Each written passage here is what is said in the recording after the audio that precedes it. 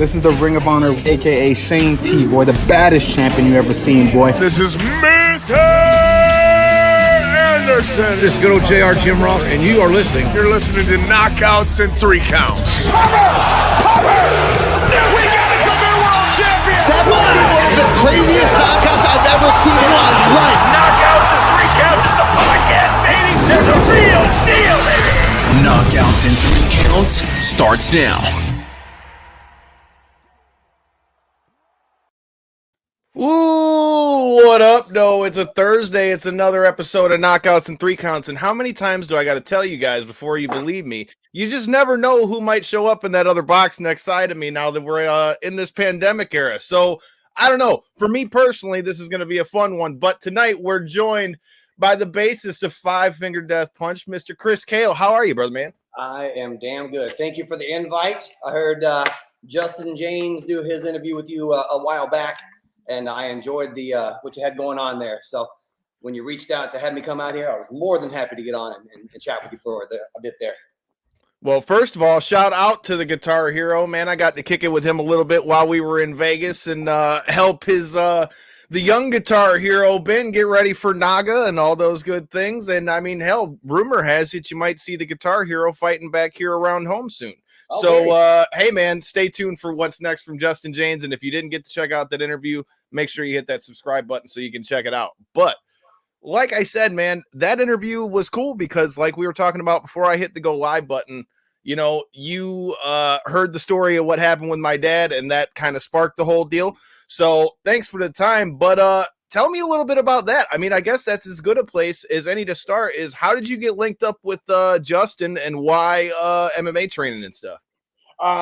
Justin is a trainer and I guess former UFC fighter at this point, over at Extreme Couture here in Vegas. And I've been training in Muay Thai for about 15 years probably.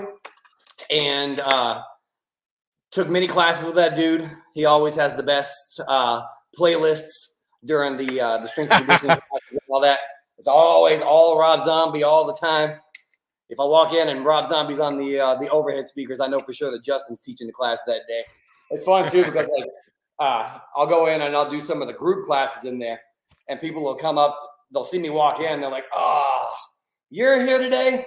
Justin always makes us go harder when you're here." Hey, that's the best training, bro.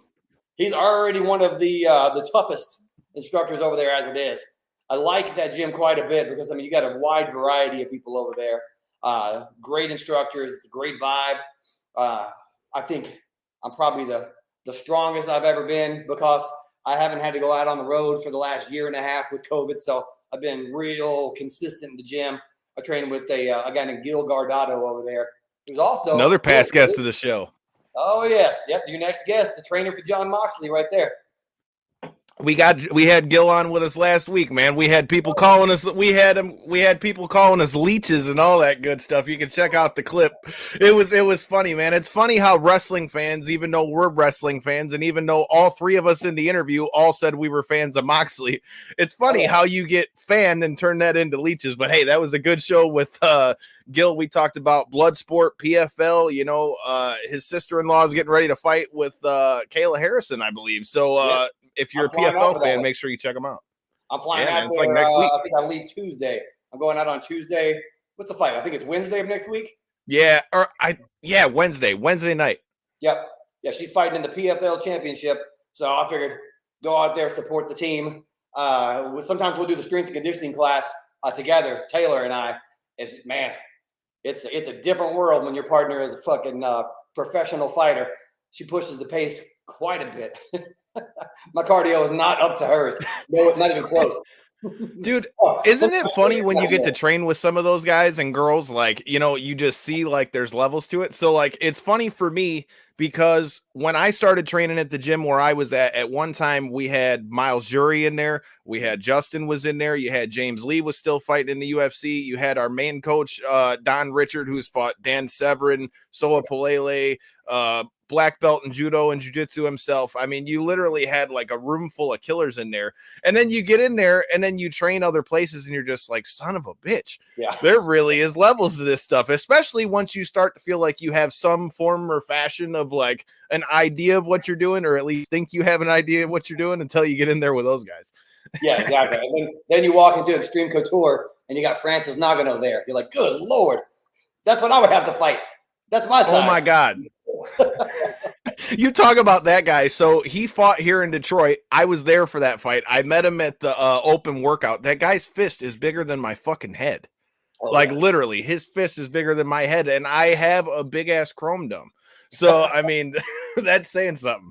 Yeah, there's something to be said about the hands on those dudes. I saw a picture of a friend of mine, a guy named John. He's a cop down in Texas. He took a picture with Conor McGregor, and they're both doing the fist thing. And Conor McGregor's fist, my God, I got musician hands. Yep. You wouldn't think they're that big for that guy being small, but speaking of him, what do you think about that shit they just said with him? This dude can't stop punching people everywhere he goes. You know, you when you train like that and your job is to beat people's asses, it's hard to turn that shit off, I guess. Especially with all that whiskey from the his proper 12 or whatever the hell it's called. Shit, Andy made a killing off of selling that joint. Well, talking about what people do for a living, man, let's talk about what you're doing for a living. You guys are, from what I understand, you guys are recording your new album and stuff like that. Tell me a little bit about that, dude. Like, is there gonna be like a different sound on this one, or is it 5-finger as usual, or was there like a certain, like idea? Because we saw Ice Nine Kills just drop their new album, and theirs was like completely all horror based and stuff like that. So as we go into the new album, I mean, what was the idea as you guys went and did the thing? Speaking of Ice Nine Kills, a little tie-in I'm sure we'll talk about later.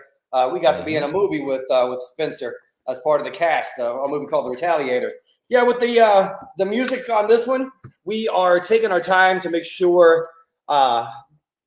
Just really want to make sure we got all the writing down. We've got 5 done right now, and all right out of the gate, fucking beasts. So bangers. We are going to be good. Yeah, lots of you try to progress each album, take a couple of different chances here and there. Like last album, the big chance was a song called "A Little Bit Off," and I believe that one I love that song. It's one of my favorites too. Like I love heavy metal.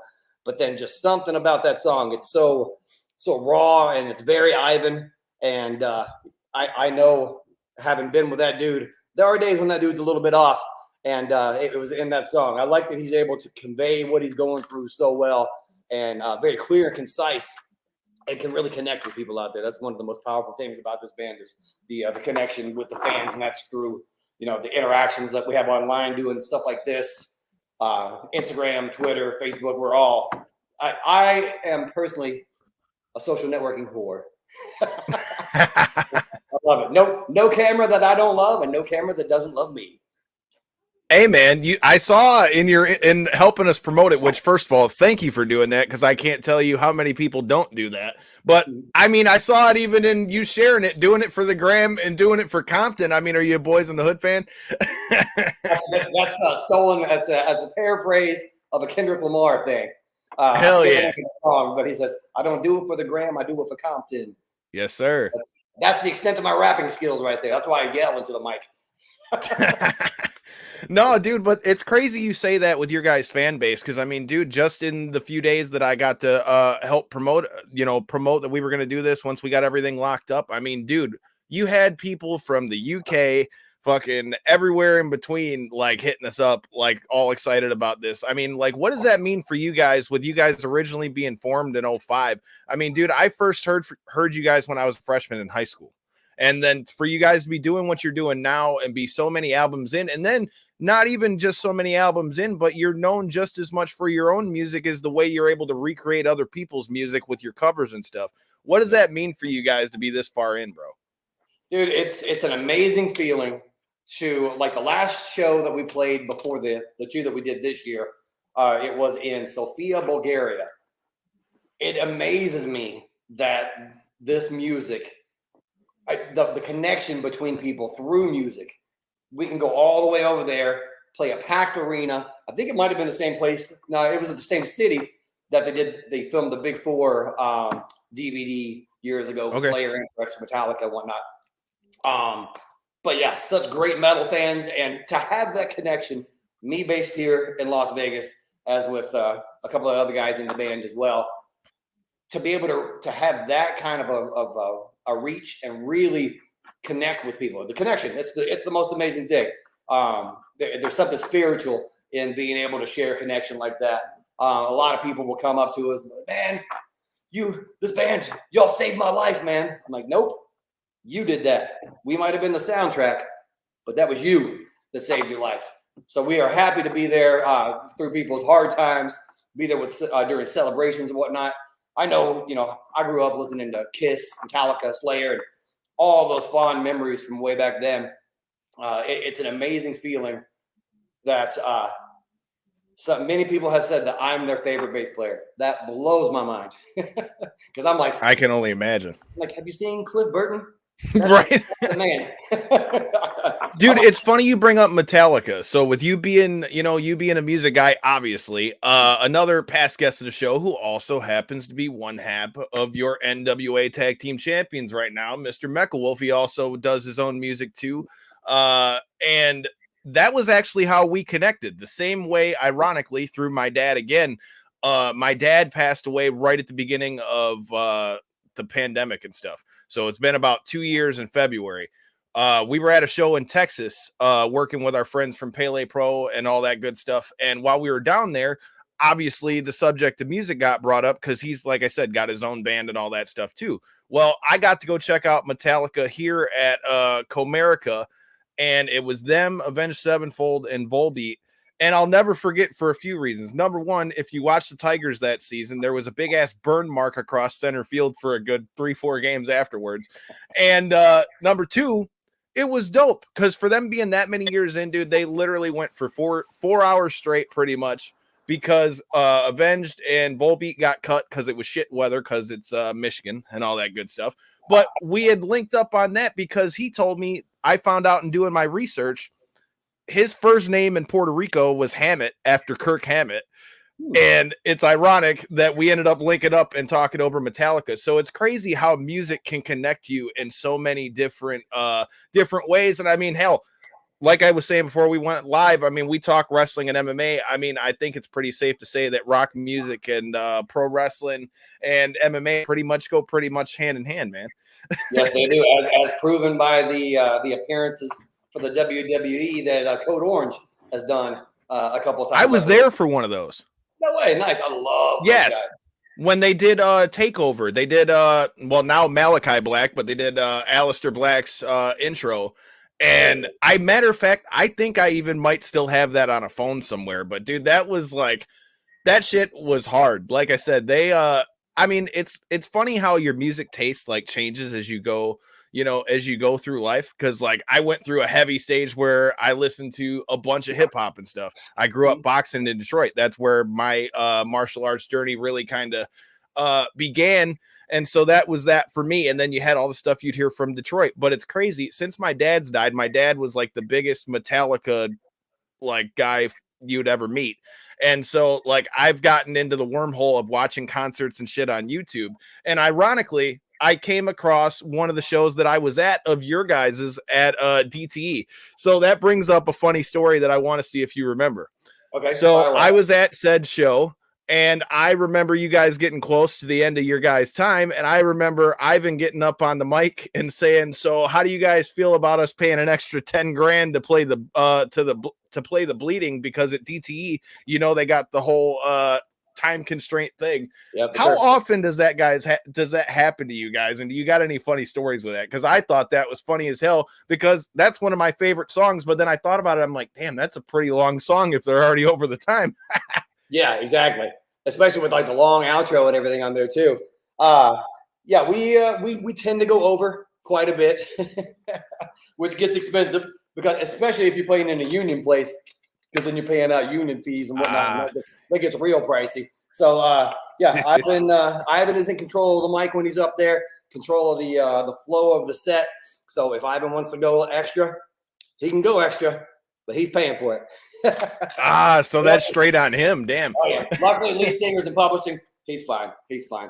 I wouldn't imagine he would have too much problem with it, but I had to ask about that because that was one of the first things that popped in my head. Like I said, with the pandemic and being what it is, man, you just find yourself, whether it's YouTube, video games, training, whatever it is, man, you had to find, you had to find something. So for you, I mean, with you guys finally, with things starting to open back up, obviously concerts are going back and all that stuff. I mean, did you form any new hobbies from the pandemic, and how are you feeling about you guys finally being able to go back out to the road and have fans around again? Man, it has been such a great feeling. We had 3 shows scheduled over the last few weeks. We played, the Iowa State Fair was the first one back. And then we played the Blue Ridge Rock Festival. I saw that one. Woo, I wasn't there, but I saw the lineup on it. It was amazing. I was really, really pleased too, because when we got there, with all the COVID stuff going on, you don't know like how lax things are going to be backstage, or if it's going to be very rigid and whatnot. But it seemed like they were taking all the precautions that the safety theater has mandated that happened back there. But it was good. Nobody from our crew got sick. Nobody from the band. I didn't hear about anybody else getting sick as well. And Lamb of God, Megadeth. Who else is on that? Hatebreed. Those guys did a complete tour just recently. So stuff like that gives me hope that we're up over the hump and figuring things out and being able to do things as safe as possible and get back to some sort of whatever the new normalcy. Whatever that new normal is going to be. Yeah, exactly. Yeah, I'm grateful for a new normal, because the old normal put us in this predicament. So fuck the old normal. That's that's a definitely different way of thinking about it. I never thought about it that way, but it's funny that now that we've been in it for like 2 years now, like I've noticed as I've gone back out to shows, because full disclosure, sometimes you kind of gotta take the, being in music and things like that, you got to take the shots that are given to you. Well, the pandemic provided me a lot of opportunity because nobody else wanted to travel. So I ended up we worked like 3 shows in Texas with our friends from Pele Pro Wrestling that were on Fight TV and all that. I got caught in the one time Texas gets snow and they freaked the fuck out over 1 inch of snow when I'm from Michigan, where I've driven through 8-9 inches of snow and it was what it was. Oh, yeah. And I'm just like, wait a minute, they're shutting the whole city down for this. And then, like I was talking about before we went live, which before I go into said story, shout out to the homie Mega Ran. Check out his new album that's dropping tonight at midnight. And maybe you'll be seeing him around here real soon. But yeah, man, he's invited me out to we got to go check out AEW Revolution out there in Jacksonville. And I got to go check that out. Get tattooed by one of our other guests, man. Like, I've been all over the place. We just got back from Chicago from CM Punk's big return. You guys, like I said, you guys, yeah, man. Dude, that Vegas trip, I was in Nashville for 2 days for my sister's wedding. I got up at 5 o'clock in the morning, flew from Nashville to Vegas. I was up from 5 o'clock Nashville time to 5 o'clock Vegas time. And yeah, dude, that day was pretty fucking gnarly because we ended up all over the place, dude. We were at we went down to SummerSlam. SummerSlam was cool. We got to check that out. I was there when your guys' whole stadium shut down. I was getting ready to ask. That was that show, right? Yes, dude. The whole thing shut down. They were giving food away for free, and the whole deal was nuts. And then we ended up at Nerd Bar. Shout out to Johnny at Nerd Bar, man. It was a good time. We ended up running into Clay Guida right after his fight. His parents are legit, dude. These people were literally walking around with Guida's mom and Guida's dad shirts in the middle of the bar, just like, Harry, you want a shirt? I love it. That's cool. Like, so, when we play Lexington, Kentucky Rupp Arena, back where I'm originally from, you can find my relatives because they all wear the Chris Kael shirts. So you see some people that look like, wait a minute, why are those people at a rock show? They got my shirt on. That's my family as well. That's so dope, though, dude. And that's the thing. And speaking of shirts, can you check out that new Knockouts and 3 Count shirt before we put in that order on the 29th, man. Shout out to Lindsay Snow on the badass design on that one. Yeah, dude, like it's always dope. And that's the thing. I can only imagine. That's another good question for you as well. I mean, I can only imagine with you being in the game so long, is it still, does it ever go lost on you? Like when you'll walk by and maybe you hear somebody listen to your guys' songs, or like you'll walk by. Cause like for us, dude, we're nowhere near what you guys are doing, but it was crazy even for Corey. Corey's only been around with us for like a year or so. We went to some fights here in Michigan that they did on Fox and stuff, and having a few people stop him, it was the craziest thing for me. I got more joy out of him getting noticed for all that kind of stuff than anything for me. So for you guys being at such a level like you are, do you still have those moments where you're walking around and you're like, oh shit, like that's pretty dope that they're listening to my stuff?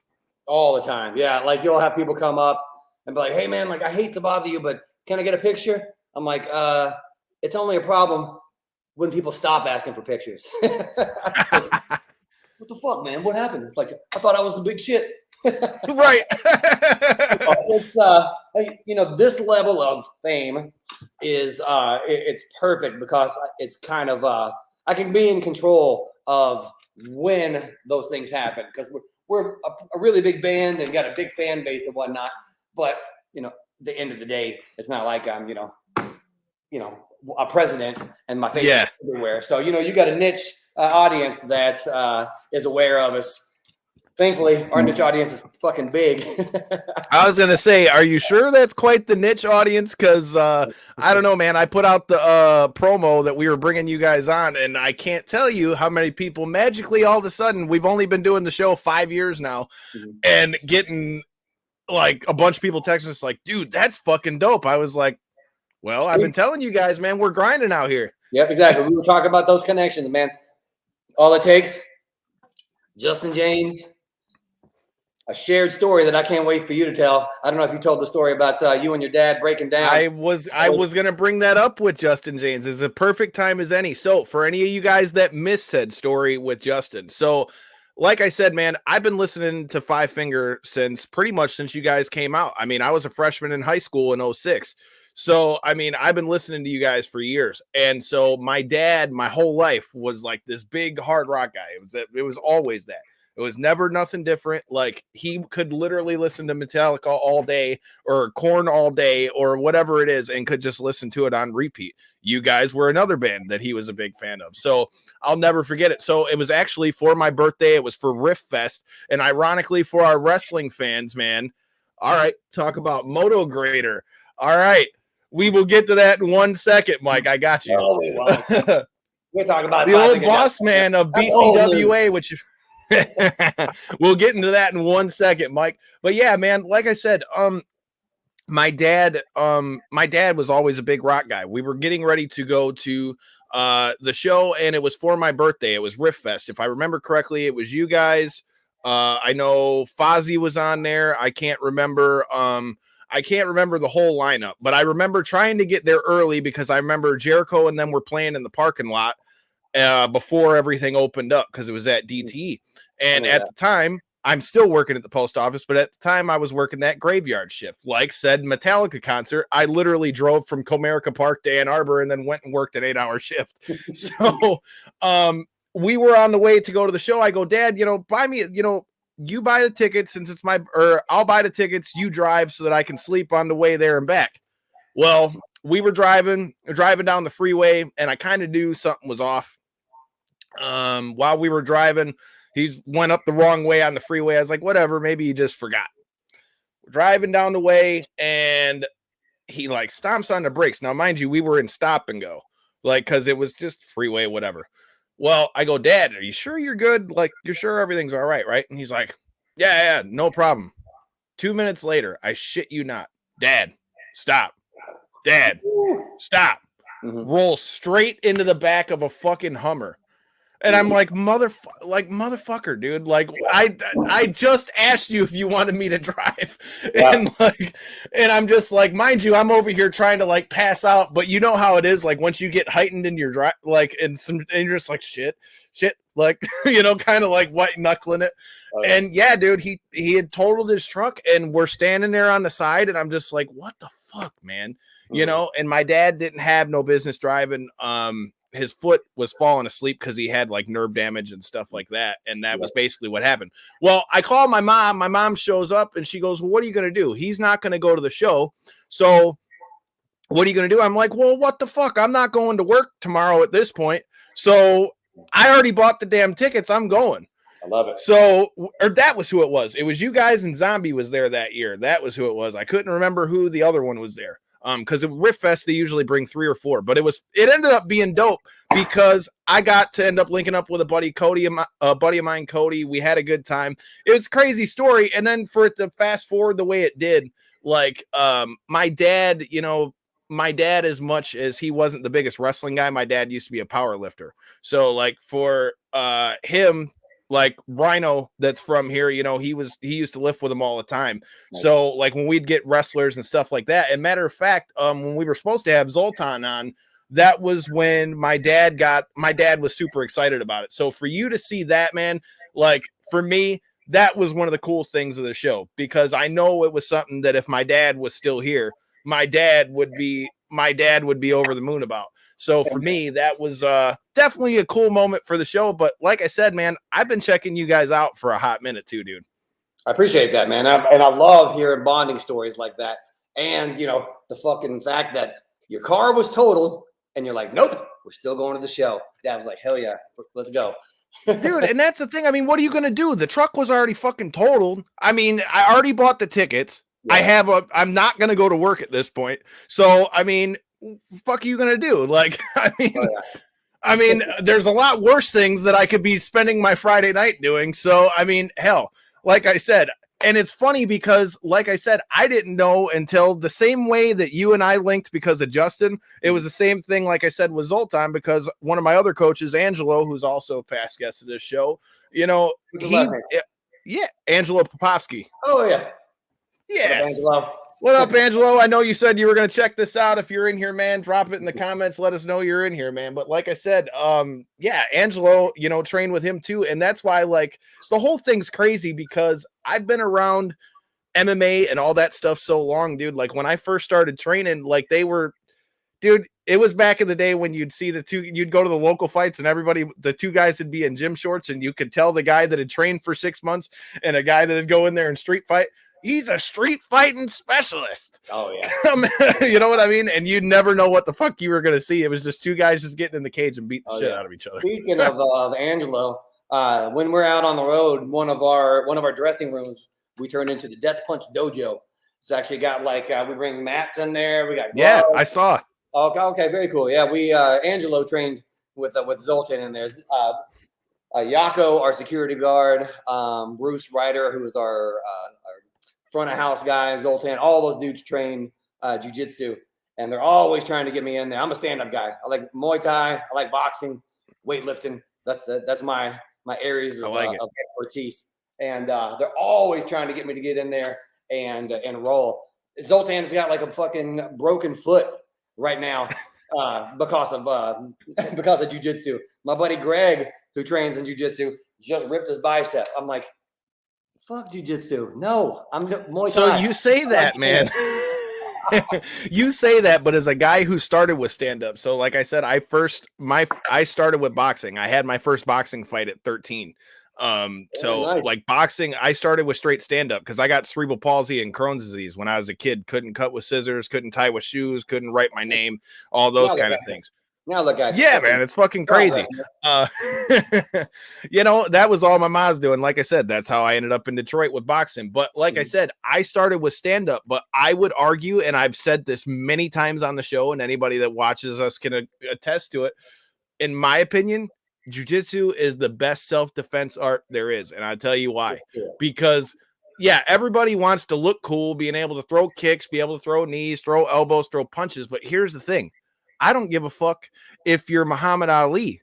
You can't out punch everybody. And in a street situation, you don't never know where it's coming from. Where on the flip side of it, most street fights at some point end up in a grappling thing. Oh, yeah. And if you can control a guy, I mean, I can't tell you how many times I had a guy come in the gym one time, talking about, I know capoeira, I know Muay Thai, I know this, and he's trying to throw the capoeira kicks, and they looked like shit, but he was way bigger than me. And the guy tries to roll, and when somebody, like, even in sparring, you can tell when somebody's trying to big body you. And I'm like, all right, dude, if you think that's how this is about to go, I'm not about to be made to look like a bitch here. Oh yeah. And he kept laying his weight over top of me. So I timed it and I rolled, timed it, grabbed the arm triangle. He tapped before I even really squeezed. And it was like, it's funny because it's always the guys with the biggest bark, man, that just don't got the bite. Always, yeah. The ones that the ones that know what the fuck they're doing, they don't have to say anything. And they don't want to, dude. Having to throw down at all. So yeah, it's the quiet ones. Always, you don't want to, man. Cauliflower ear. Always look for cauliflower ear. Cauliflower ear is the first one you usually hear about. Well, you talked about it a little bit before. Mike, I know you're still in the comments. So before I ask you about the Retaliators, let's talk about Motograder, bro.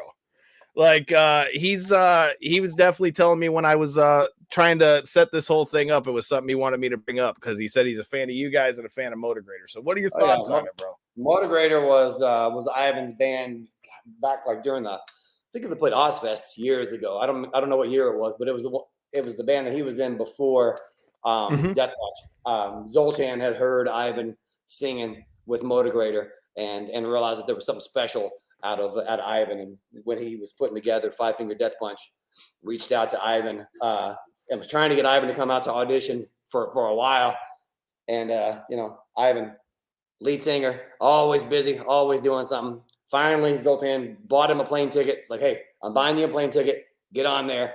Told him it was a round trip ticket. Nope, Zoltan's smart. One-way ticket. And the rest straight to the studio. Yeah, exactly. Yeah, they had sent Ivan some of the instrumental tracks. The very first song they played together, I believe, was "The Bleeding," and Ivan had written the lyrics. I don't know if they heard at that point. That was before me, so I'm not sure if they heard his version of it or not. But they go into rehearsal. Ivan's like nervous, which is crazy looking at Ivan now because he don't give two shits. He's got tattoos everywhere you can think. Oh yeah, like me, very confident in his presence and his performance now. But back then he was, he wanted to be in the band. He was excited about it. This was his first time bearing his soul with these new songs that he'd written lyrics for. And I think they played "The Bleeding," and he had his back turned to him the whole time. And then, like, after he was done singing, he turned around and everybody was just like, holy fuck. And that's where the magic of Five Finger Death Punch began, was right there in that room. I guess it didn't begin there. It actually started in Zoltan's apartment in LA, I think. But yeah, now out here touring the world, man, we have been everywhere around the world, been around the world 6-7 times probably at this point. Seen the back doors of everywhere, never the front. So it's funny. We'll play an arena, and like if we come around from the front and I happen to be awake, which isn't very often when we're rolling into town that early. I don't blame you.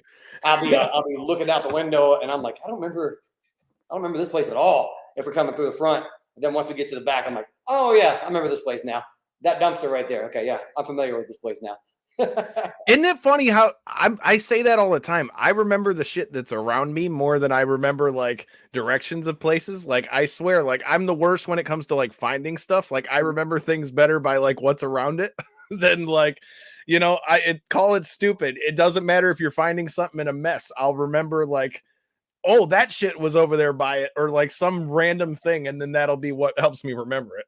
Speaking of which, like several tours ago, we were doing a tour, and we were going to be in Texas, and they scheduled us 2 days off in Corpus Christi, Texas. And in my head, I had Corpus Christi as like there's this one place that we played that it's like it's hot, it's dry, there ain't shit out there, and it's been a while. And I had in my head that was Corpus Christi, and we had 2 days off. I'm like, who the fuck scheduled 2 days off in this dry ass climate out here, hot ass heat, not shit to do around there except for the fucking the burger joint that's down there, Fat Burger, I think it is. Yeah, Whataburger. You got Whataburgers down there too. The whole tour, Whataburger, that's the one. I think it's probably my favorite like fast food burger chain is Whataburger. It's so sad that it was like when we went to Texas, one of our original co-hosts moved down there to Texas, and he's in like the Arlington area, and it's fucked up. You go to Texas and like literally the first thing, well, I gotta try Whataburger. It's the same as like when you like In-N-Out Burger and all this shit. Like you have to like, I have to try it even if it's fast food and it's really not that good. Yeah, but it was good though. My old bass tech Darren and I went to I forget what's it. I think it was when we were in Corpus Christi, actually. We actually, let me back up on that one. So I was pissed off that we had 2 days in Corpus Christi because I was thinking it was this Dust Bowl, middle of nowhere fucking place. I was like, fuck that day. I'm flying home to Vegas. I'm gonna go hang out there. I didn't do it. And then when we rolled into Corpus Christi, it's like beaches, the ocean. I'm like, this is not the place I thought I was going to be in. I spent the whole time bitching about where we were going and had no idea that this is pretty all right. I had it in my head. Speaking of surroundings, I thought it was some other place. So I love Corpus Christi. Love it down there. Yep, just like this will be pretty all right. There was one night when we, my old bass tech and I, Darren, we were day drinking all the time. This is back when I still drank. Day drinking, just hammered and like needed food late at night. Whataburger was open. So I think we took an Uber down to Whataburger and got food. And then we were going to walk back. And we were walking back, just the two of us. And we started like going towards the beach. And a local was like, hey, where are you going? I was like, we're going to go eat on the beach. He goes, no. The homeless are out there. They'll fucking roll you and rob you out there. It's like, okay. Thank you, local. Yeah, had a lot of close calls with Darren and us drinking back in the day. Shit, you're lucky you aren't in LA, man. I remember it was funny. We went down to LA about a year ago. Me and Megaran went down there for GCW, and then I went and checked out Miles down there in San Diego because he's training out of Alliance and all that stuff. Yeah. And man, you go to LA, and I mean, we used to go to LA, like we'd go to California like twice a year, but I was usually like in the San Diego area. Shit, dude, you go down to LA, like that's one of them spots where like if you are walking around down there with all them tents, dude, you might you end up in the wrong spot. You might be have a dude trying to roll on you. Well, let me tell you a funny story about when I was in LA. I was in LA about 2 weeks ago. I took a motorcycle trip out there. It was about 8:30 at night, I think. I was on my way to Santa Ana, I think it was, to go see my friends in a band called Flaw. And I'm on Sunset Boulevard, 8:30 at night. I stop at the stoplight. Light turns green. I take off. As I'm riding on the bike, I see like a disturbance kind of on the left-hand side in the lights, but I can't make out what it was because I was looking at the road, obviously, on the bike. I'm like, what the hell's going on over there? As I got closer, there was a fucking crackhead in the middle, dancing in the fucking street in the middle of Sunset Boulevard. As I'm getting closer, she realizes that she needs to hurry up and get around. So she jumps, boom, right from my bike. I just remember her going, fuck, boom, hit her, went over on the side. I was like, oh, you got to No way. Yeah. And this was how long ago? Like 2 weeks ago. 2 weeks ago. Get the fuck out of here. Yeah, it was. So then, like, I pulled the bike over. I think the only noise I made was. So I pulled the bike over. I jump off the bike. I run back to the lady because all it registered to me when I saw it was like, holy shit! I just hit a woman on the motorcycle. I was like, holy fuck! And then you start thinking, like, was I doing everything right? Like, what? I questioned. Is this my fault or their fault? Yeah. And I get back there and I'm like, are you okay? Are you okay? And she just starts like rambling, and I'm like, this girl is on something. You got to be kidding me. So then I just had to take care of my own shit. There was a pedestrian that was waiting on a bus. She saw the whole thing happen and stayed around to give a witness account. And the cops were like, oh, it happens all the time. I'm like, happens all the time. Clean this shit up. Dude, the sad part of that is fucked up as this sounds. Hey, D, what up if you're watching? But hey, I have a buddy of mine that literally had the same thing happen to him here in Dearborn, except the guy was literally like, it was one of those where like you got like the median in the middle, and then there's like it's like over top of where you get onto the freeway, so you can see like the overpass and shit. the homeless guy was walking like down the sidewalk and like weaving in and out of the cars. So like almost kind of trying to get hit, or at least that's what it looked like. Oh, My boy got him.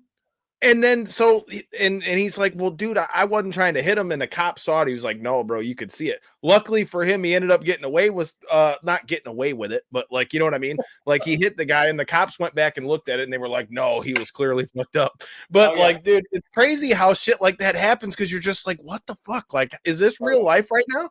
And like the responding officers on motorcycles that were coming to the accident scene got hit on the way to the accident scene. This caused two accidents in one thing. Actually, I'm gonna take this computer out here in the garage. I'm gonna show you firsthand look of the fucking hole in the fairing here.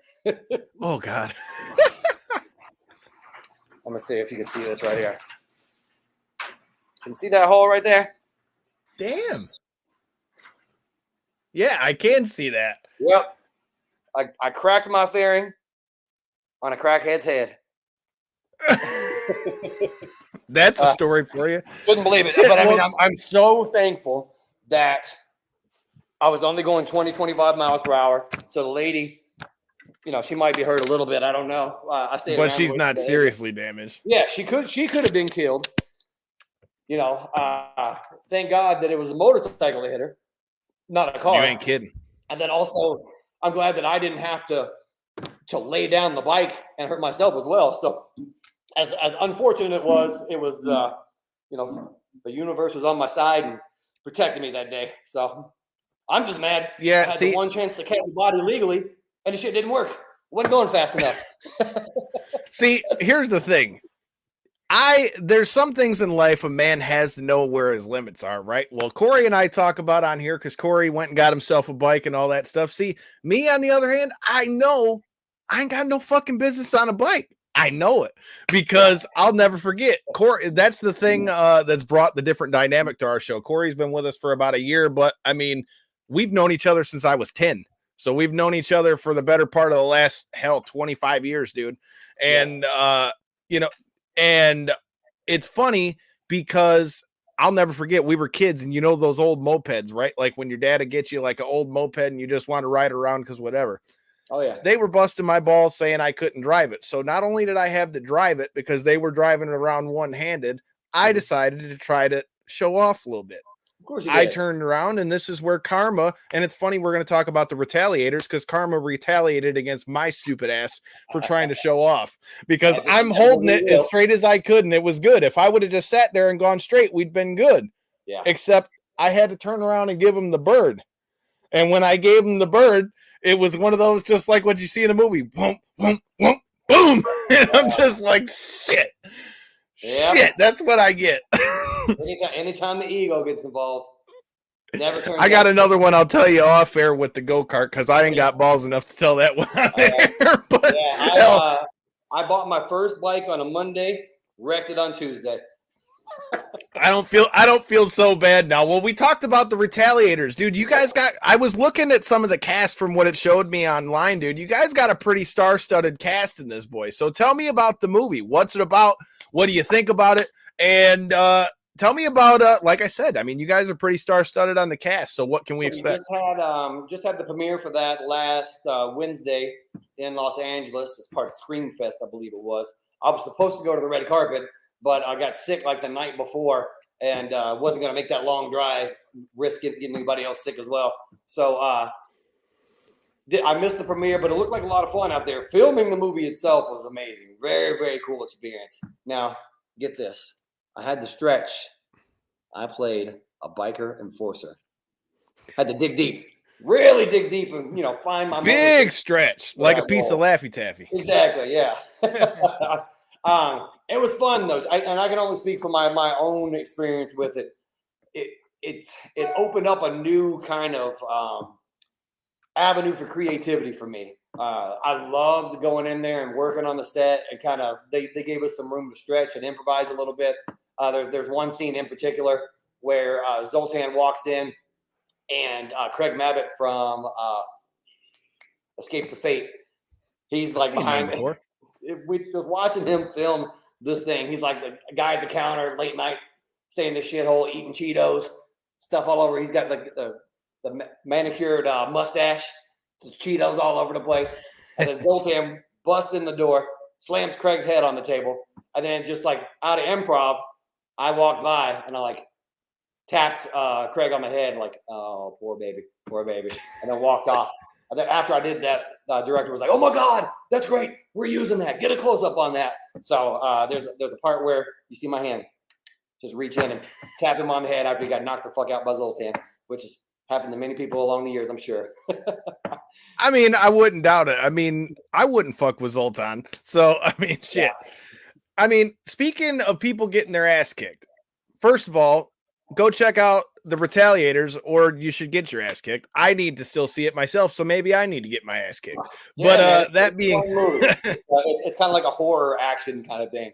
We are. Is it out on the streaming platforms or anything? Is there anywhere you can watch it out right now? As of right now, I'm not aware of it being out just yet. I'm not sure what the plan is for release on that. So you can check out any of the Retaliator stuff online. I know there is an Instagram page as well, and they'll have all that information in there. I'm excited for it though, man. It was fun. Got to ride some motorcycles. Got to get in some fights. It's like real life, man. Just like real life.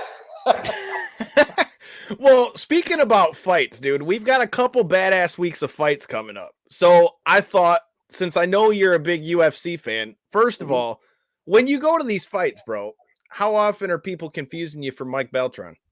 God damn. I've spoken to Mike about that, and he gets messages all the time. Hey, man, you look like the bass player from Death Punch. I get messages all the time. Hey, man, you look like the ref from the UFC. So I met Mike in L.A. when we played Mayhem Fest, or San Bernardino is where it was at the that little amphitheater out there.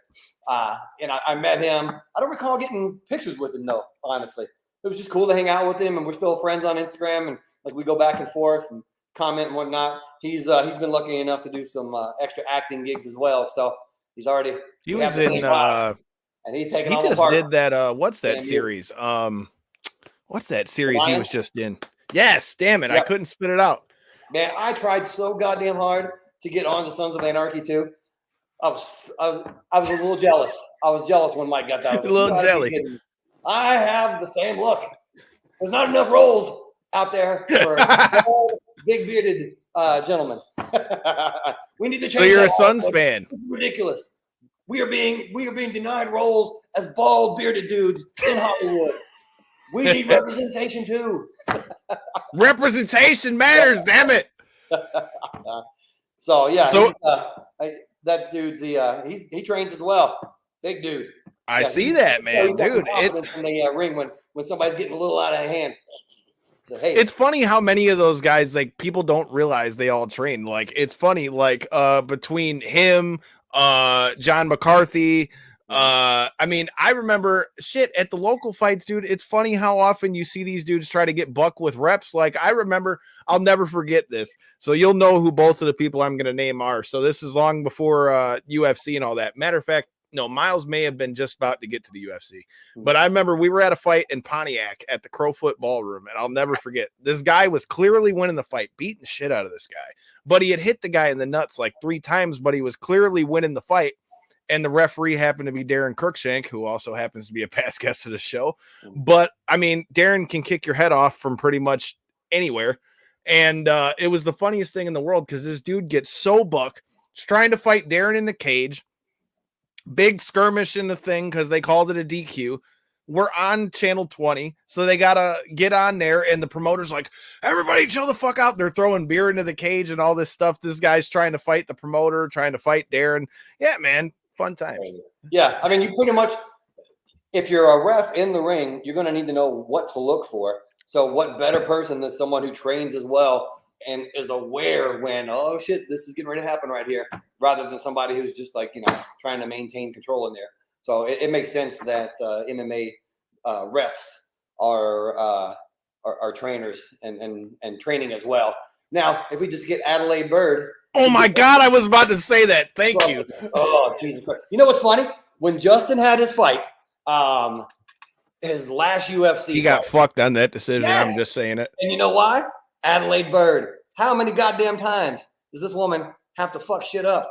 I'm passionate about this. It pisses me off because shitty refs are costing people their livelihood and their dreams. So these people get in there and train, and then you get this thing like, what the fuck was she watching? I didn't realize that she was one of the judges, and I was watching the fight here at home. And when I was watching after the score came out, like I could have seen it go either way with this particular fight. It was 29-28 in my opinion. I agree. But I can see 29-28, but not 30-27. Yeah, I heard 30-27, and I looked at the person I was with. I was like, 30-27. This person studied at the school of Adelaide Bird, and when I talked to Justin like 2 weeks later, he was telling me about the fight, and he said, "Yeah, man, fucking Adelaide Bird." I go, "No shit, that was her. I said it on the couch." That's funny as hell. Unbelievable. I mean, yeah. I hope that one day we can finally, I say this all the time, like, so I've been to more fights than I can count at this point. And in my opinion, is that construction noise coming through the computer right now? I don't hear anything. I'm good. Okay, good. Oh, it's so fucking loud in my backyard right now. They're building a whole new neighborhood back behind my house. It used to be nothing but mountains and like clear area. That is so loud. Hold on. You got to hear this crap. This is my backyard. Hey, guys, want to join a big-time rock and roll band and really live the dream? See that fucking thing? Hey, man, I ain't mad at it. Less upkeep. Hey, man, I made it, man. I made it. You made it. Mama, I made it. Mama, I made it. Oh, man, that has been the bane of my existence recently. One of the things I liked about this house so much when I first moved in was the open view of nothing but me and the mountains there. And, man, there's been every single day, 6:18 in the morning. I know because I hear the damn One day there had to be 15 vehicles out there, and they all were backing up at the same time. Apparently, I was like, "You got to be kidding me!" Oh, and you gotta love that shit. I go to sleep late as it is, so it's like I had to change your sleep schedule. What I didn't have control of was the start of the construction. It's going to keep on going. The only thing I could change was try to change my sleep schedule. And I've also started. There's an app called Calm, and I use that shit too. Fucking great, man. Yeah, like what? Yeah, between. Are you doing the guided ones, or which ones do you do on there? Usually the one with Tamara Levitt. Okay. Yeah, guided ones, and then I use the soundscapes to be able to sleep. There's one on there called Car in the Rain, I think it is, and it's fucking perfect. It never rains here in Vegas. Maybe 5 days a year, probably, if that. And it's so nice. I mean, I'll confuse myself. I'll have it playing on the Bluetooth on the stereo here, and I'll wake up and I'm like, "Oh man, it's raining outside." It's fucking good quality stuff, and it's just enough of a white noise to kind of drown out the construction from the back of the house at 6:18 every single goddamn morning. I'll have you know, dude, when I was out there in Vegas coming from Detroit, I loved the fact that you guys don't ever get the rain. Like, hot damn, I was living it up for the few days I was in there. I was like, yes, we got good weather. It's hot even at like 10, 11 at night. We're good. It's gravy, dude. Yeah, it's a rough life when you walk outside and you're like, "Oh man, is it bright and sunny again and perfect weather out here again today? Can't we get some rain?" Shit, I mean, you could have plenty. I mean, here in Michigan, bro, it was gray and overcast all day today. Hell, I went and saw Slipknot the other week, and they were here for Knotfest. It was them and Kill Switch, and matter of fact, Code Orange was on that. Oh yeah, Fever 333. I didn't get to. I made it a little bit late for their set because I was coming from something else. I'll stop you on that one. Anybody that's going to Knotfest from here on out, get there early. Don't make the same mistake. I know. I'm so upset about it because I didn't, to be 100% fair, I got tickets the day of and I didn't even know who was all on the set. My boy was like, "Hey, you want to go to the Knotfest show?" And I'm like, "Well, shit, I'm actually home, so why not?" And then by the time I got there, like I got there shortly before Kill Switch went on, dude, and like it just was one of those things timing wise because it wasn't planned. And I was like, when I found out the rest of it was them and Fever 333. That was what it was. Yeah. Yeah. And I was so pissed because I'm like, son of a bitch. Of course it would be two other bands that I totally, like I said, I got to see them. Matter of fact, it was New Orleans. They played NXT TakeOver for Aleister Black, like I said, and they were dope. So when I found that out, I was definitely a little bit bummed. Yeah, I love that band. I had a good weekend of shows out here, actually. What did I go see on Friday? Oh, Friday was Korn and System of a Down. Nice. And Eric from the Fever 333 was filling in on drums for Ray because Ray got sick. So they rehearsed on Thursday, only time they rehearsed, and then he played the show on Friday and fucking crushed. It was so That's good. badass. Yeah, Eric is a very like big player, very like visual back there. I was anxious to see whether he was going to like go big or if, because it was the gig, he was going to focus on making things solid for the set. And you could see him getting like comfortable as the set went on, and kind of a little bit more of that flashy stuff came out. But for him having one day of rehearsal and going through a Korn set, that was awesome. Korn was absolutely amazing. Jonathan Davis, great front man. Head has the best hair in rock and roll. If anybody has another opinion, because you're wrong. My buddy Rod Diaz is playing bass, and if anybody is a suitable fill-in for Fieldy, it's Raw. Like if you didn't know Fieldy was out dealing with stuff and taking some time, you wouldn't know the difference. You wouldn't know the difference. Yeah, got the beanie, got his style down, and Raw's an incredible bass player. Look up Rod Diaz playing YYZ. I think he plays with Alex Skolnick and Charlie from Anthrax. I think it is. It's great. Send that to me when we get off here, and I definitely will, because it's funny you bring up Korn, because with my dad, dude, my dad was one of those dudes, he'd listen to the same shit over and over and over and over again, and Korn was another one of those. Like, I remember I got to take my dad, there were a couple shows that I'll remember. I remember when I took him to Korn, because it was them and Disturbed, I believe. And my dad was like, son of a bitch. He was like standing on this hill for out. Like he was getting pissed because we were standing on the hill at DTE. I remember that one. So there's a few shows I remember. Obviously the one that you brought up, that one. And I remember he was stoked to go see, it was Seether and Audio Slave. We went and saw them at the Fox Theater. But Audio Slave, man. Fucking, you're not kidding, dude. I've been seeing all the stuff Tom Morello's been doing over there on Sirius XM too. Chris Cornell is one of two voices that literally stopped me in my tracks. I went to go see my second concert I ever went to. I wanted to go see Corrosion Deformity was opening up. It was Soundgarden in the middle and Danzig headlining. It was on, I think, the first Danzig record. It might have been the second one, but I'm pretty sure it's the first one. And I watched Corrosion Conformity, loved it. It was on the Blind record. Great show, awesome. I had partaken in some hallucinogenics that evening as an 18-year-old, I think it was. And I'm talking to this girl with my back turned to the stage. And I'm like into it, talking to her. The band started Soundgarden. I didn't know anything about them. I'd heard the name, but I didn't know anything about them back then. I think it was on the Loud Love tour. So the music starts. I'm talking to the girl. And then all of a sudden, this voice comes from behind me. And I'm like, hold on a minute. And I like turn and my fixed for 40 minutes watching this dude up on stage with an unbelievable voice, like incredibly gifted. I'd never heard anything like that before. I didn't give a damn about the girl anymore. I just wanted to hear that talent and go. It probably worked out better for me. No, I could still mess with some Soundgarden, dude. That was another one of my dad's favorites, dude. My dad my dad, like I said, I hate it. Now, to be fair, when I was younger and in high school, obviously as a kid, you don't, like, most kids aren't wanting to do the same shit their dad's doing. So like, obviously with me growing up boxing and stuff like that, my music taste then was like all over the place. Obviously I said I listened to Five Finger and stuff, but I was there and Jeezy and everything in the middle. But dude, as I've gotten older, it's funny how like I can enjoy just a good voice from somebody, whether it's somebody like Chris Cornell. Another one that sticks out to me from when I was a kid, I was a big Chester Bennington fan. I know they were real close, you know, and like I said, that's another one for me. I like Shinedown's front man as well too, dude. And like you said, Ivan is no slouch in and of himself. So yeah, fucking the last time that I saw Chester Bennington, we were playing in I believe it was Mexico, Or no, it might have been when we went down to like Argentina.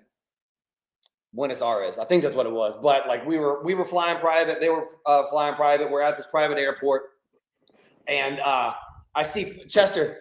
He's getting frisked, like fucking patted down at the private airport. I mean, they were all over him, like checking shit. And this is so funny. He goes, "I own the fucking plane. What am I going to do to this thing? What am I bringing on this airplane that you think is going to take it down? I own the plane." I was like, oh my God. That's fucking awesome. It was great. I mean, they were giving him a full pat down, making sure he wasn't bringing nothing. Giving you the full airport experience. Yeah. And then me looking like me walks right on. No problem. Ain't it funny how they do that? They always pick like the most unassuming people. Yeah, I mean, fuck, I get random security checks all the time at the airport. I mean, I get it. Look at me. I look like trouble. Hey, man. So before I let you get out of here, now that I know everything I know about you being such a UFC fan, I thought you'd be a perfect person to get some picks on some of these fights that we got coming up. Because this weekend you got Paulo Costa and Marvin Vettori, and then next week you've got the big card, which is the Blachowicz Teixeira card as well. Ooh. So I figured I'd see if we can get you to make some picks with me, brother man. Okay. I'm incredibly excited. I've got a friend that's fighting on that one. Who are we talking about? She's fighting on that thing. And, hell yeah. I'm a big fan of Jessie Clark. Yeah, she's great. Just incredible fighter. I loved her last fight. I can't remember who it was against, but if you guys are out there and are fight fans and haven't seen Jessie Clark's last fight, fucking bloody as shit, destroyed the girl's nose. She's a scrapper. Had an incredibly impeccably timed knee. As the girl's getting up, her knee comes off the ground, boom, knee right to the face, fucking boom, blood everywhere. It was perfectly timed. That's a great fight. And I remember after the fight, they asked Jessie, they were like, "Hey, how's it feel doing that to that girl's face 2 weeks before she's getting married?" She was like, "I didn't know that." Shit happens. Yeah, exactly. So yeah, I'm excited to see her fight. That's gonna be a good one. So I'm definitely picking her. I don't even know who she's fighting. I'm going Jessie all the way on that one. Who you got out of Costa and Vettori? I'm actually pulling it up on a UFC thing here too. I'm gonna get a good look at this card real fast myself. Hell yeah. I'm pulling it up as I get it together. Is that 267? Yeah, no, this one's a fight night. Jesse's fighting Jocelyn Edwards, for any of you guys who were wondering. That one is the fight night, and then you have 267 is the one after that. Okay. Because you got Paulo Costa and Vettori's this weekend. UFC fight night. Oh, got it. Let me pull this up. See if it's got the full card. Yeah, here we go. Paulo Costa. Woo, man. I'm gonna take Paulo Costa on that one. That's gonna be a damn good fight, though. I'm excited about that one. Yeah, see, I'm gonna go against you. There she is. Woo, the underdog. Yeah, I'm gonna go against you for one reason. If you're a gambler, here's why. Go ahead. ahead. Yeah, I said if I just saw that because I live here in Vegas, I saw that Jessica Rose Clark is a negative 130 on here. So fucking, I'm betting that one. Hell yeah. Dude, I mean, like I said, I'm a big fan of her fights. Jessica, if you see this, come fuck with your boys on knockouts and 3 counts.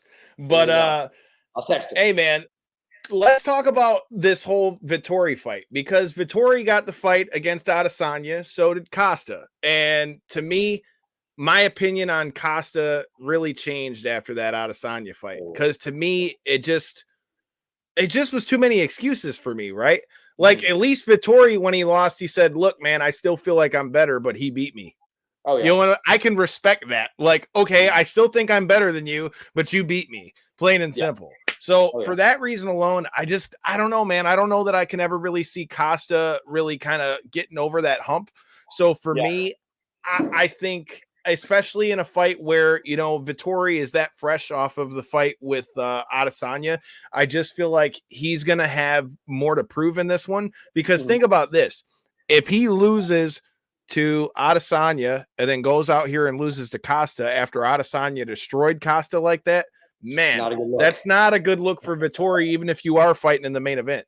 Yeah, that's incredible motivation, actually. Yeah, and I forgot about all those excuses out of Costa, so I'm going with Vittoria as well, just because of that. See, yeah, we might know what we're talking about on this shit. Yeah, my Muay Thai record is 0-1. I know about losing. Stand up. Hey, don't feel bad, bro. My boxing record wasn't there either. Yeah, my very first, my first and only Muay Thai actually competition fight that I ever did. I think I was doing it at about 32, and it was a smoker. So here in Vegas, you've got a limited amount of amateur fights on there, and then it's like the pros on there.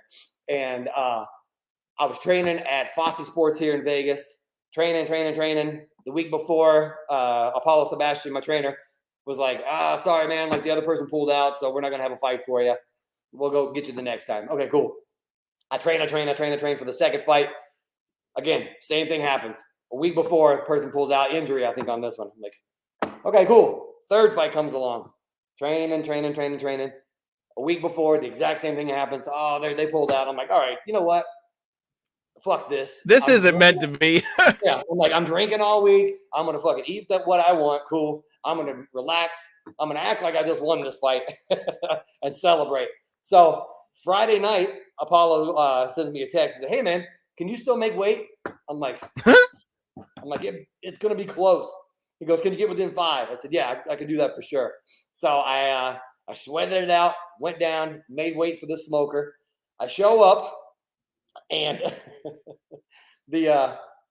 when you get there, there's okay, this person's fighting this person. And I saw the hand go up, and my wife, who I was with back then, I was like, who was that? I didn't even see it. And she goes, it's that guy over there. And he was a shorter dude, but he was I could tell he was strong. So okay, I'll use my length, get in there, Muay Thai versus Muay Thai, and just keep him away.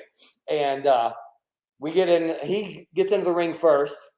It's the first time I've seen this kid with his shirt off. I was 32. He's probably 20 at that point, I guess. And I was a fluffy 195 back then, all cardio, didn't lift, didn't do anything. And first time I seen this kid with his shirt off, and it's like, I'm like, right. Fuck. It looked like fucking Wilder and Fury. That difference. So at that point, I'm already mentally defeated already. I'm like, God damn. All right, here we go. We get in the ring, bell rings. He hit me with something. I can't remember what it was, but I hit him with a jab, cross, right kick to his thigh. And when I have, Justin told you, I have ridiculous kicks. That's the weapon, kicks and knees. I saw it in his face that it hurt. I was like, woo, all right, here we go.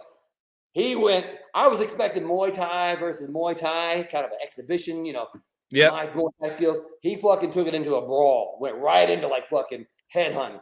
Wild hooks, catch me in the temple. I dropped to my knee.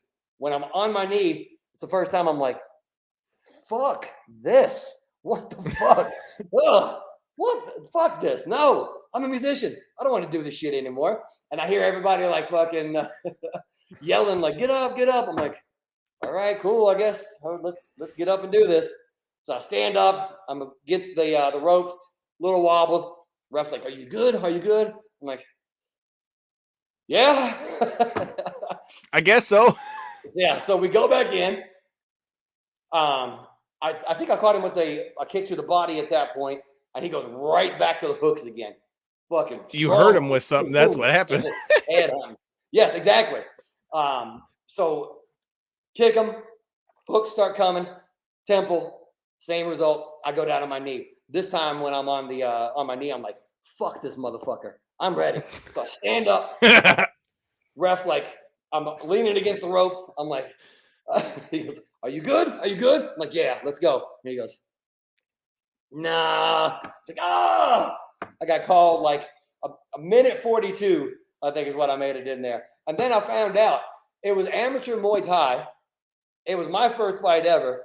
This kid had 20 boxing matches. So when I kicked him, he goes right back to fucking boxing, got me with those hooks. I remember a friend of mine, a guy named Eric, I was trying to text him after the fight to let him know what the results. And I was like, okay, I'm going to wait a little bit. I got rocked. Dude, so All right, I have to tell the story before we talk about UFC 267 because I can't leave you out there on your own. So ironically, Corey, who is not with us, who thank you for retweeting that, Corey. But Corey was at this fight. So I've got two separate ones. First of all, my very first fight, which if you guys are fans of BCWA, which you just saw us with the boss man, Mike Blackwell last week, will be there for their next show. Superstar Bill Martell will be joining us and he'll be able to tell you his half of this story. So it's fucked up the way life works and the way life circles itself back around because like I said, fought my first fight at 13 years old. So it was a smoker fight, just like you, fighting out in the middle in the parking lot, and we were right next to Gigi's, the gay strip club. And I'll never forget it. Right before I fought, you know what I mean? Like this fighting out, and then the thing is, you're walking out of like a old brick building, like it's not like this big fancy walkout like you think, and all this kind of stuff. Oh yeah. Right before I go out there to fight, my mom's like, I don't know. I don't know if I could do this. I don't know if I could watch you. I was like, I don't give a shit what happens. Stay out of the ring. Because literally right before I fought, 2 6-year-olds fought, and the kid's mom got in the ring and pulled him out in the middle of the fight. Pulls him out. And then so I go out there to fight. This kid is whipping my ass for about a good round and a half. Like he didn't drop me or nothing, but he's just whipping my ass for a good round and a half. Finally made this guy miss. And like you said, so kicks are your specialty. For me, I admit I will never be the best with footwork. Obviously, like I said, I have CP, but I learned how to make it work. I found out that night that I could hit you awful fucking hard because I made that kid miss. And I swear to God, I've hit that kid about as hard as I've ever hit somebody in my life. I hit him so hard that I felt my knuckles crack him upside his nose when I hit him. And he went from one side of the ring to the other. And I was so shocked. I'm like, oh shit. Like, and I didn't jump on him right away. And I'm like, holy shit. I ended up losing the fight, but I had the same, oh shit, like I got to do something. And like I said, I kind of paused. Well, it's funny you say that with the whole getting dropped thing, because Corey was there for this one. We traveled all the way out to Milford, Michigan. I had that one fight, and I had been training for a while at this point. We drove all the way out to this place, big fancy place, got a nice chandelier over the ring. I've been there for I don't know how many MMA fights. And so we go there, you know, you do your physical, do your medical, do all that, whatever. Doctor checks you out. And then we're standing there and they go, hey, you're not licensed. Not me. My coach wasn't licensed.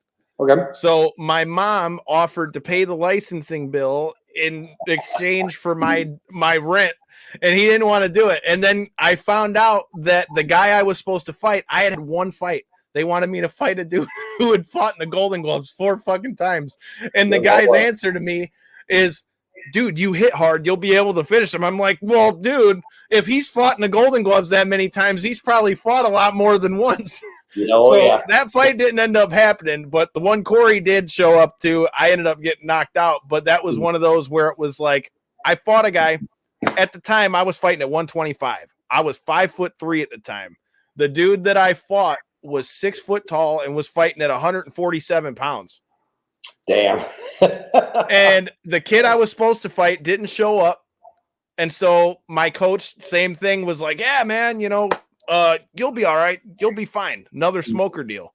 Oh, yeah. And me being a young, dumb kid, and like you said, when you train that long to get ready for a fight, I just want to fight somebody at that point. Yes, exactly. I just want to fight somebody. All the discipline and the fucking missing out on everything. Yeah. And while you're in high school doing that shit. So I'm going there and getting my ass beat after going through school and all that shit. I just want to fight somebody. I don't really care who it is. I just want to fight somebody. Yeah. And so we fought, and at first kids like trying to fight me in close, which I'm like, all right, cool. You're making it easier for me to hit him. Exactly. And then I finally, dude, I cracked him hard at the end of the first round, and he fell back into the corner, round ends. And so we keep fighting, and he won't get close to me again. Starts using his jab and all that. Oh, yeah. And I finally got pissed because every time I'd get close, he would just grab me. So Okay. at this time, Yeah. we were doing just MMA. I hadn't started jiu-jitsu at that point. Mhm. So I got pissed and I just lifted up with my headgear and dumped him. And he's like, we didn't sign up for that UFC shit. I said, well, maybe you should have brought the guy I was supposed to fight. You Yeah, get exactly. to the end of the 4th round, dude, and this kid's got me up against the ropes and I'm blocking most of the shots. He hit me right where my jaw connected, dude, and he hit me with one shot. Didn't even hurt me. Like, it hit me. I went down. I got right back up, and I'm like, what the fuck? And at that point, I had realized, shit. You're out. Shit, I've been knocked out. So I've been there, dude. Yeah. A hell of a feeling. Ain't it, though? But, hey, only a few people got balls enough to get in there and do it. So, I mean, Exactly. It is what it is. I mean, to this day, Corey will tell anybody that listens, I mean, hey, I may have gotten knocked out, but that guy did not want to bang with me. He started using his range, which he should have done. I'm not mad at you. You did what you should have did. If I had Jack and the Beanstalk arms, I would have hit you from 20 feet away too. Exactly. Yeah. All right. Can't get Well, if you're not in range. hey, man, you got to, dude. And that's the thing. Being short, God blessed me with a lot of things. Clearly the gift of gab, but clearly I was not blessed in the height department. Yeah. There's never been a time where I've been like, you know what? I wish I was shorter. Never. I'm about 6'1", No. 230. I'll keep it. Hey, man, I bet you will. Well, hey, these fights that we got on 267 are going to be great. So I got to ask your picks because I got to know maybe if I got to roll the same way as you, see if I can make me some money real quick. Yeah. And past history, anything I say in this podcast, bet the other way. All right. I'll keep that in mind. I will keep that in mind. Gardado, if you want winning picks. Entertainment, you come to me. Well, this fight is either going to be really entertaining or it's going to be one guy just getting mauled because you got Islam Makhachev versus Dan Hooker is like the lead into like the co-main for 267. And can you believe they're doing this fight for free too? Oh yeah, it's a massive card on that one. Yeah, they're fucking smart. Dana White, he didn't build the UFC from nothing, not being smart and not knowing what the fuck he's doing. That dude is he Fair knows point. when to give away stuff to get the mass audience, and then knows when it's time to pull those pay-per-view cards. So that dude, he's genius and has the money to prove that genius has paid off. Can't argue that. I heard he's somewhere he bought it for like $2 million, and it's like they bought it for like $2 million. It's well over like billions at this point. Oh yeah, for sure. Yeah, I think he's pretty well set. Yeah, I hear all kinds of good stories about him coming into to spots here in Vegas. Incredible tipper. Seems to be a real good dude. I've only met him in passing at like a fight forever ago. But yeah, nothing but good things out of that dude. Well, who you got on this fight? Do you think Makhachev's is going to just maul Hooker, or do you think Dan Hooker is going to be able to ride that wave that he had from last week and be able to pick him up a big dub over one of the guys they're hyping in Makhachev? I am looking at this one right now. Give me a second here. You're all good. Oh, here we go. Main card. Got it. Now, which one are you talking about? Makhachev versus Dan Hooker. Y'all aren't going to like That's a banger, dude. Not going to like me on this one, but man, I've just from the entertainment side of things, I'm going with Dan Hooker on that one. I can't say that I'm a huge fan of the style of Makhachev. So I'm just for me to be entertained and not have to watch people go on the ground and hug for 5 minutes. I'm going with Hooker on that one. I mean, if anybody's got the chance to knock him out, I think he does, but I don't know, dude. I think Makhachev is going to take him down and wrestle fuck him and just beat him up. I think that's great. I mean, I'm just saying, I think that's how this fight goes. And I'm not even saying that disrespectfully. I'm saying that from a complete skill point. I think he's going to take him down. And once they get down to the ground, it's going to be a problem. But this next fight, I think they're going to be banging from the word go. And one of these guys has got to put up or shut up because he's still complaining about getting disqualified for kneeing Sterling in the head while he was on the ground. You got Petr Yan versus Corey Sandhagen. Yep. That's going to be a banger. I'm excited about that one. I love watching Corey Sandhagen fight, so that's going to be a good one. I'm going the Sandman. Yep. We need to get Metallica to play him out to a fight. Hey, there we go. Who are you picking? Who do you got? You like Sandhagen or Yan? Sandhagen on that one for me. Yeah. Me too, dude. Me Every too. fight I I've got seen, he's Sandhagen. always impressive. I really enjoy that dude's style of fighting. He's a banger. Fucking goes for it. Not only fighting to win, but fighting to knock the other person the fuck out. I like Corey Sandhagen a lot. Me too, dude. I like Sandhagen because the one thing I like about him, as opposed to a lot of guys who are able to be good on the ground, is he does a lot of damage while he's on the ground still. A lot of guys, you'll see him, they're just purely trying to get back up. Sandhagen is damaging you at every point in that cage. That's why, for me, anytime Sandhagen's fighting, I want to see it. And unfortunately, since the UFC wants to book things on days I got to work, which happens to be every Saturday, I will be watching it somehow. But I may be watching it while I'm flinging you your stamps. But hey, there we go. Perfect. I was trying to look up the name.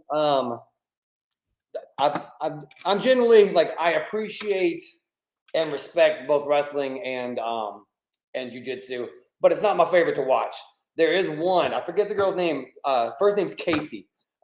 She is the most entertaining ground fighter I've ever seen. King Casey MMA, I think, is her Twitter account, from what I remember. I can't remember her last name though. She trains at Extreme Couture as well. And like, I talk shit all the time about jiu-jitsu, just from like, oh, here we go. Like you said, fucking wrestle fucking. Is that what you said? Yeah. I'm like, I'm an aggressive alpha fucking aggro dude. I want to see hands flying. But the last few fights out of Casey that I've seen, man, she's entertaining on the ground too, and that's hard to do for me. So keep it up, Casey. Keep entertaining me. You're doing good and winning.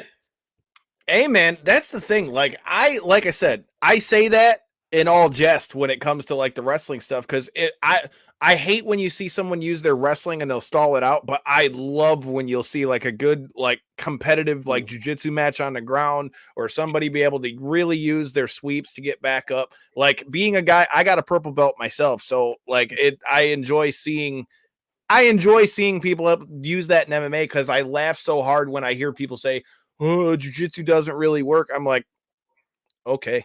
Yeah, try it. Okay. I think I did jiu-jitsu one time, and all I could do was just like try not to get choked the fuck out. That's all I could do. I'll give you one last story before I get your pick on these fights. Corey can tell you better than anybody. Jiu-jitsu is my friend, because after I learned how to do jiu-jitsu, I didn't really know shit of what I was really doing. I'll never forget it. We were playing high school football. We were in Corey's basement, and his dad was watching me and my buddy Mike wrestle. Now, Mike weighed about 180, 190. I weighed about 135, 140. I got on top of Mike, mounted him, got his arm, got an arm bar, had it fully extended. And I'm sitting there, I'm like, Mike, if I pop my hips, your arm is going to snap in half. And he kept trying to like fight me. And I will never forget it till I'm dead. Corey's dad goes, well, looks like you guys can't fuck with Kyle no more. And it was the funniest thing in the world, because he's trying so hard to fight. And I know he's fucked. So I'm not really trying to do anything, because I'm like, dude, you got it. Your arm is, you don't understand. If you keep going too far one way or the other, you're going to break your own arm, and I don't even have to do anything. Yeah. So yeah, it's funny how that shit works. Oh yeah. Yeah. I'm just old and lazy and can't teach a new dog, an old dog, new tricks. I'm going to stick with stand up and fucking weightlifting. That's what I do. Hey, I ain't mad at it at all, dude, because these days I don't get to get in the MMA gym as much. So I've been lifting more now than I get to do anything else, because I don't get off work till 7:30. Yep, so it's like it kills most MMA gyms. Yeah, as soon as I get done, I'm going to go train with Gil at Extreme Couture tonight. Hell yeah. Tell him I said what up. And if you guys didn't get to check it out, check out our show with Gil. Well, before I let you get out of here, you got Jan Blachowicz versus Glover Teixeira. Now, before we get your pick on that fight, did you see any of all the stuff of the back and forth between Jan and Corey Anderson after that fight last weekend? I don't recall having seen that, no. Corey Anderson fucked Ryan Bader's world up, knocked him out in one shot. Is that done Bellator? with. Yeah, Bellator. Yes, okay, it was in the light heavyweight Grand Prix. He knocked him out. I got it saved on the old. Dude, Corey Anderson. Corey, if you hear this, come fuck with your boys, man. That was a hell of a performance. There's nothing to be said. They handled it like gentlemen, got up, and Bader shaking his hand. But damn, Corey Anderson laid his ass out. And then you see Jan, saying he's the best after I knocked him out. But let's not forget, Corey Anderson finished Jan Blachowicz too, dude. So, I mean, it makes for interesting talking because it's the same conversation you have with Kayla Harrison being in PFL, but realistically, she's like number 2 to Amanda Nunes at this point. Yeah. So it's always fun for debate with the guys from Bellator, but you definitely should see that with Bader. The rest of the card wasn't the best, but dude, fuck, they got at it real quick and in a hurry. Okay, yeah. Yep. Speaking of Kayla Harrison, that's the one that's fighting my friend Taylor Gardado. Yes, she is. So number 2 to whoever the fuck you're going to be number 2 PFL. That's what I'm talking about. That's what I'm talking about. Put it out in the ether. Yep, Taylor ain't going to run her mouth and talk shit because that's not her style. But Taylor, I got your back. Whoop that ass. Hell yeah, maybe we'll see Taylor show up with the belt and be like, "You so tough over there in AEW, man. Whip her ass in a wrestling ring too." Shit, I mean, you've had ATT showing up there with Paige Van Zant and Arlovsky, and dude, they've been over there pretty heavy lately. Hell, Masvidal's knocking out Jericho and shit. I love that dude. Masvidal, man. You know what I like most about him is like I appreciate the confident shit talking out of him leading up. But generally speaking, once the fight is done, it's back to martial arts. Respect, cool. You know, he comes from the street. He'll respect anybody that'll get in there and bang with you. Out there with Kimbo Slice back in the day. Yeah. Yes, sir, dude. I love watching that dude fighting as well. But did you watch Game Bread FC? I have it on. I've been so busy with us being in the studio that I've got so much. Dude, that shit is gnarly. Mm-hmm. Oh yeah, I saw. Is that also the thing that Paige Van Zant's in now these days? No, Paige Van Zant's in BKFC. Game Bread FC is Masvidal's own promotion that's promoted under BKFC, but it's fully bare knuckle MMA. I have not seen that at all. I'm going to look into that. They were supposed to have Bigfoot Silva in the main event because Bigfoot Silva was actually supposed to fight past guest of the show, Brett Martin, who shout out Big Dog, signed with Iridium and them out there. But yeah, dude, they were supposed to fight here on Tour MMA with Darren Cruikshank. The whole card got scrapped. And then they were supposed to have him fight on Game Bread FC. It was a whole thing. I never heard of a promotion where you can win a fight and a year later they still didn't pay you. But hey, that's a story for another time. Hey, man, just saying. But hey, dude, do you think we're gonna see a new champ out of that one, or do you think Jan holds on to it? I'm going with Jan on that one too. I think. Same basic thing. It's his style over Glover style. You know, I just want to be entertained. I think if anybody that can beat him, money behind these bets. Yeah. Well, the only thing I'll say with that fight that makes that one interesting to me personally is if I'm picking it, I think Jan wins. But the thing is, Glover is a vet and he's crafty. Hell, I've been watching that guy since he was on the Tap Out show back in the day. I don't know if you ever got to watch that, but I remember watching him come up on there with Mask and Liddell and all them, training with him back in the day. Yeah, dude, I'm a big Glover fan. So if anybody can do it, it's Glover. But if I'm picking one, I think Jan's going to win that one. But that's what I'm going I was looking at my notes, bro. Before I let you go, I have one question that I have to ask you because I personally am a big fan of this shit. So if anybody else don't like it, that's the best part of being the host of this shit. Yes, exactly. Boss man shit right there. I mean, hey, dude, sometimes it'd be like that, but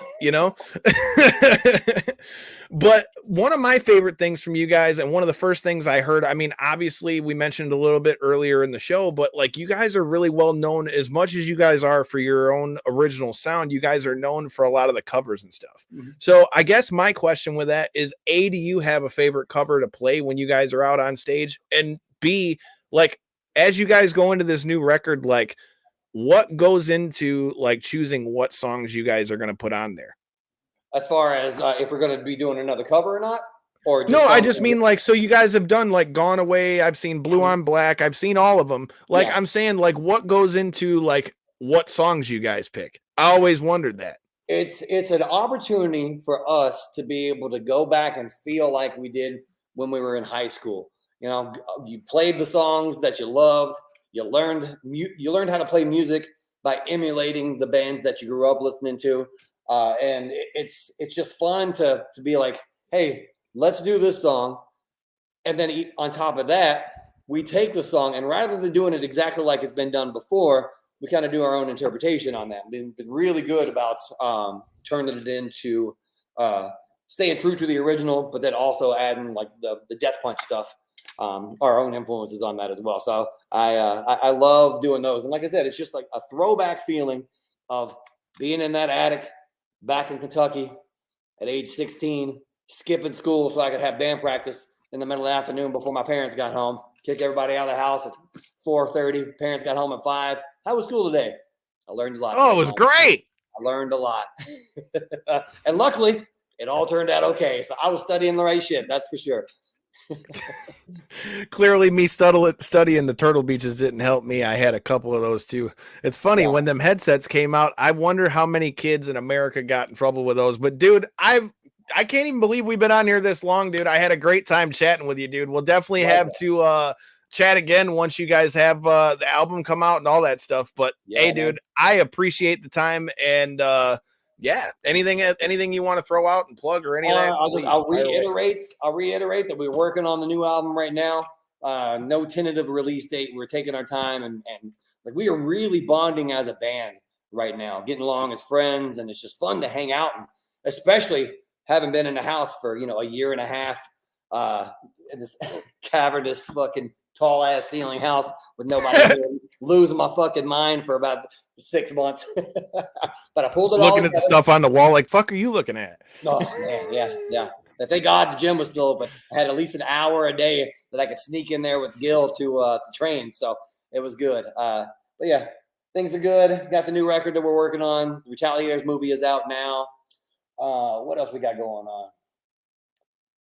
Yeah, no more shows up until I know of a tour that we have not announced yet, so I won't release that just yet because Zoltan will whip my ass leaking shit. So I ain't trying to catch you no ass whoopings, brother, man. No, I am not. Yeah, I like being the glue in the middle, just nice and cool. Let's go, whatever. I don't want to be causing no trouble. Copacetic. I'm a bass player. Let me keep my gig. Yeah. So thank you very much. I appreciate it. Thanks to Justin Jaynes out there for giving me all those compliments when he was on here. I appreciate it. Justin's one of those dudes that when he is hitting the heavy bags, you know it's him because he's got thunderous. You ain't kidding. Yeah, and I'm the same way with the kicks. If you're in the other room and you hear the bag being hit by me, you know that one's me. At the amateur level, anyway. I'm not. I'm certainly no Francis. That's for damn sure. Hey, shit. I think there's only one Francis, and I think once he finally gets to fight, I think Cyril Gahn might find that out. But I mean, hell, that's an interesting fight in and of itself. Dude, Francis too. Just his presence at the gym when he walks in there, super down to earth. Takes pictures with all the kids, like taking pictures, signing stuff. Just a really, really, it's awesome to see the baddest man on the fucking planet is also one of the nicest dudes in the world.